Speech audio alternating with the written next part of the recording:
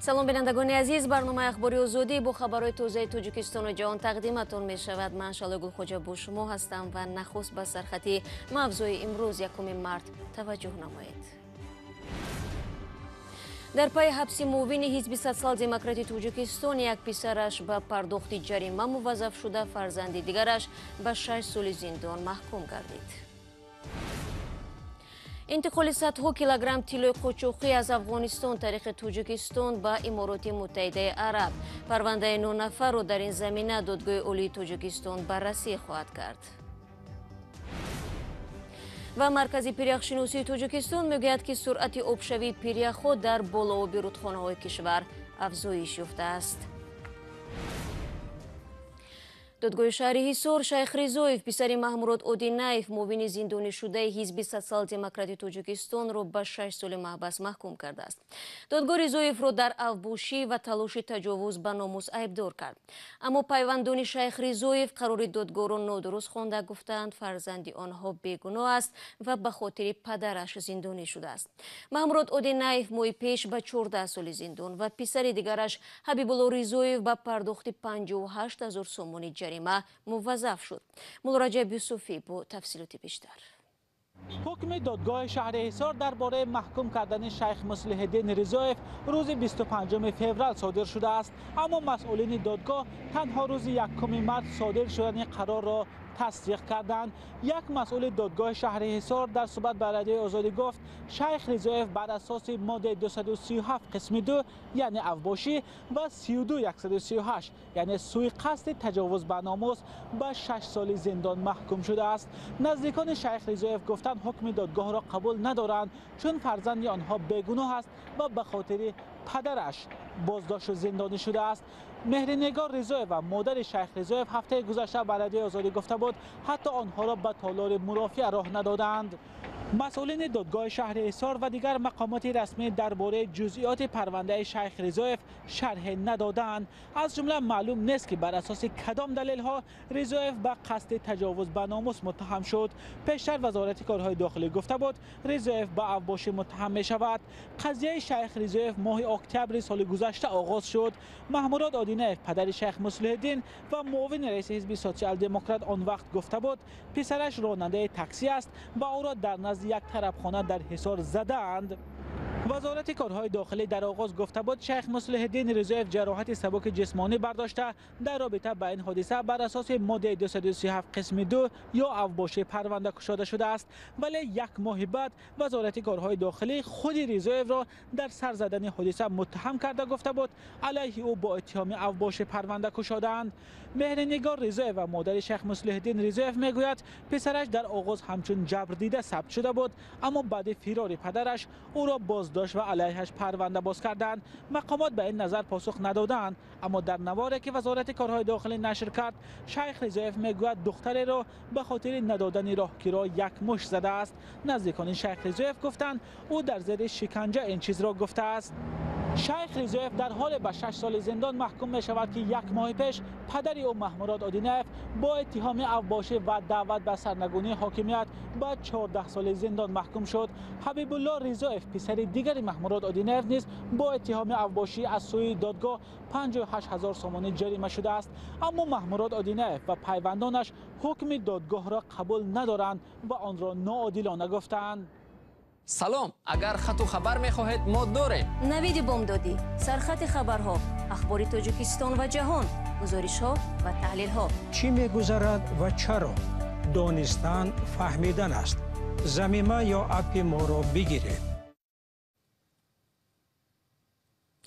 дӯститони кулли Тоҷикистон парвандаи 9 нафарро бо иттиҳоми даст доштан дар қочоқи 90 кило тилло ва 15 миллион доллар барои баррасӣ ба додгоҳи Олии Тоҷикистон фиристодааст.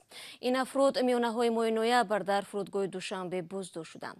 ҳамкорам Мирзонабӣ Холиқзод мавзӯъро пайгирӣ кардааст ва ҳоло бо мо дар студия аст. дуруд бар шумо. хуб, ин афроде ки боздошт шуданд киҳо ҳастанд ва чӣ нақше дар қочоқи тилло ва пул доранд? бале Шало, дар додгоҳи Олии Тоҷикистон рӯзи 1 март تصدیق کردند که پرونده آخر هفته گذشته وارد شده است و بررسیش هم آغاز شده است. به مقامات در میان 9 نفر گمانبر شهروندان افغانستان، کارمندان خدمات گمرک، فرودگاه تاجیکستان و وزارت کارهای داخلی تاجیکستان شامل هستند. آنها به گفته همصحبتان رادیو آزادی صلاحیت‌های خود را درست اجرا نکردند و در قاچاق دست داشتند.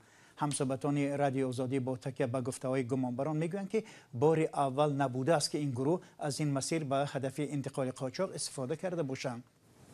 آنها به تفتیشات شهادت دادند که از 4 سپتامبر تا 14 نوامبر در 36 حالت 1 تانه و 200 کیلو طلا و 112 میلیون دلار را از افغانستان طریق تاجیکستان به امارات متحده عرب انتقال دادند. همصحبتان رادیو آزادی گفتند که این گروه از جانب کارمندان دادستانی کلی تاجیکستان بازداشت شدند. هرچند آنها نسبت به قاچاق 1200 کیلو طلا و 112 میلیون دلار نشانداد دادند، ولی مقامات میگویند پرونده از روی دلیل 90 کیلو طلا و 15 میلیون دلار بررسی می شود که تمام دلیل‌هایش روی دست بوده است. در دادستانی کلی تاجیکستان نیز انجام تفتیش بخش اساسی پرونده و ارسال آن به دادگاه عالی را تصدیق کردند. خب بعضی از رسانه‌های افغانستان گفتند که 90 کیلو طلا و میلیون ها دلاری که در تاجیکستان کشف و مصادره شده است به میرزا کاتاوزای معاون اول رئیس پارلمان افغانستان تعلق دارد. مقامات تاجیک به صویب این دارایی‌ها آیا اشاره کردند یا نه؟ ببینید، مقامات تاجیک از رهبری به گفته آنها شبکه قاچاق پول و طلا نام نبردند و گفتند که در این زمینه با مقامات افغانستان همکاری دارند. اما ربط داشتن اموال مصادره شده به میرزا کاتاوزای را هیچ مقام تاجیک رد هم نکرد و تصدیق هم نکرده است. حالا تنها خبری تلویزیون یکی افغانستان را داریم که شام 27 فوریه در گزارش با تکیه به منبع‌های خود گفت که کاتاوزای تلاش دارد که روی این موضوع سرپوش بگذارد. حالا اینکه مقامدار افغان با گروهی از همکاران خود در تاجیکستان قرار دارد و همکاران ما امکان یافتند که با او صحبت کنند. و میرزا کاتاوزای معاون رئیس پارلمان افغانستان در واکنش به این ادعای رسانه‌های کشورش گفت که کلی خبرها در این باره که چنین کار را به من مربوط می‌دانند دروغ است، اما روشن نگفت که چرا محض نام او در این قضیه گره خورده است. فهمم. تشکر برای صحبت.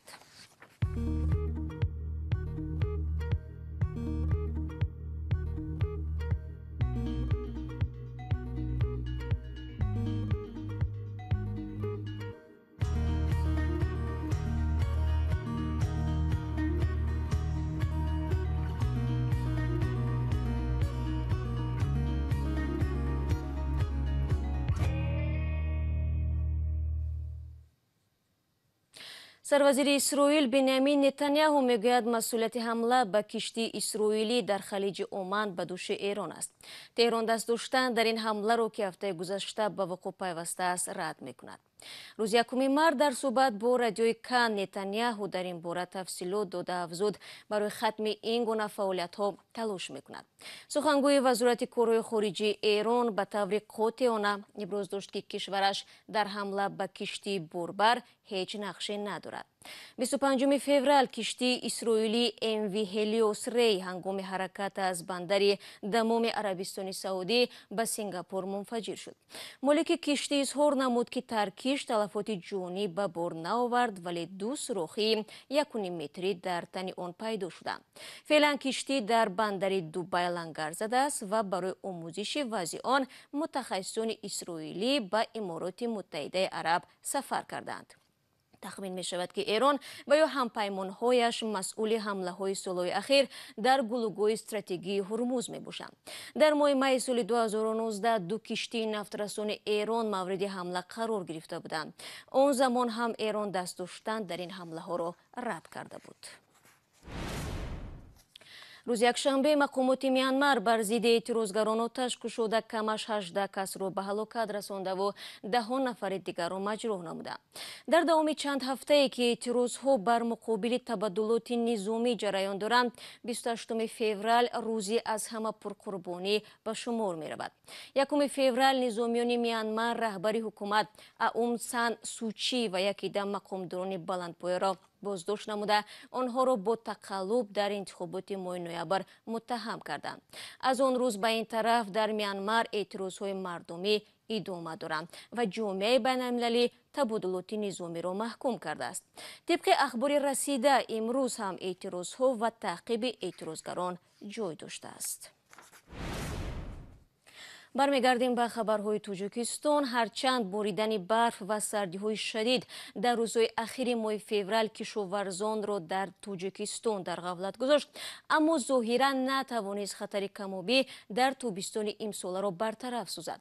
ҳавошиносон ва коршиносони тоҷик мегӯянд, ки ҳаҷми захираҳои барф дар болооби рудхонаҳои бузурги кишвар дар муқоиса бо соли гузашта ба маротиб камтар шудааст. чунин вазъият метавонад ба тавлиди барқ ва кишоварзӣ беасар намонад. ҷузъиёт дар гузориши Бароди Суфӣ.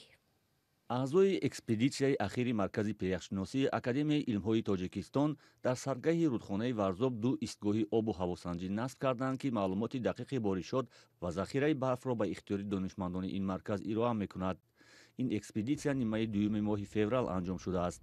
ҳадафи аслии ин экспедитсия омӯзиши сатҳи қабати захираи барф дар саргаҳи рудхонаи Варзоб будааст. боришот хеле кам шудааст.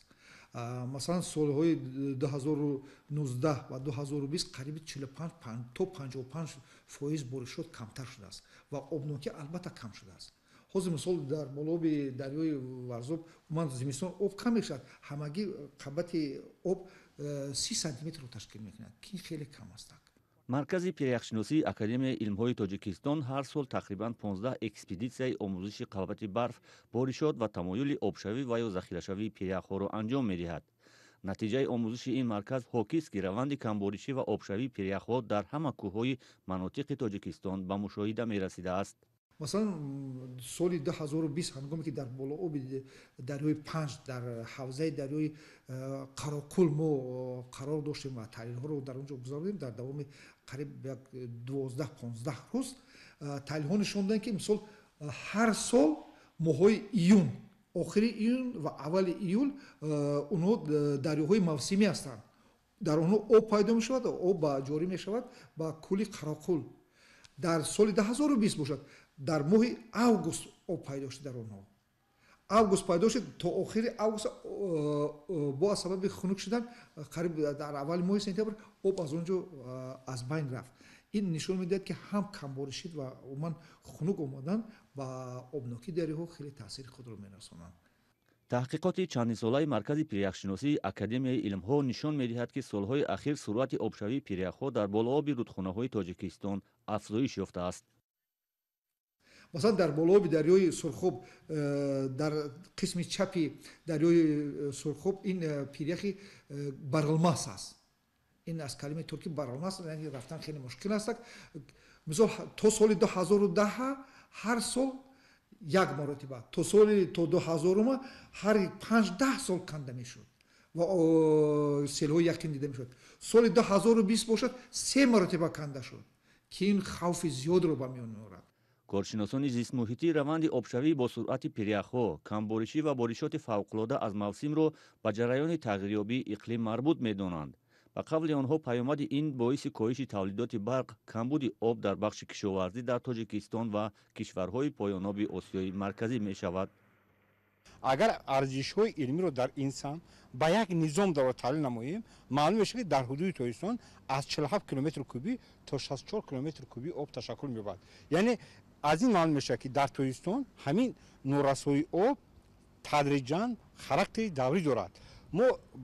мушкилоти мо дар он аст, ки вақте мо дар атрофи масоили об ҳарф мезанем, мо аз рӯи нишондани 64 километр кубӣ ҳарф мезанем, вале солҳо мешавад, ки дар мо 47 километр кубӣ ҳосил мешавад.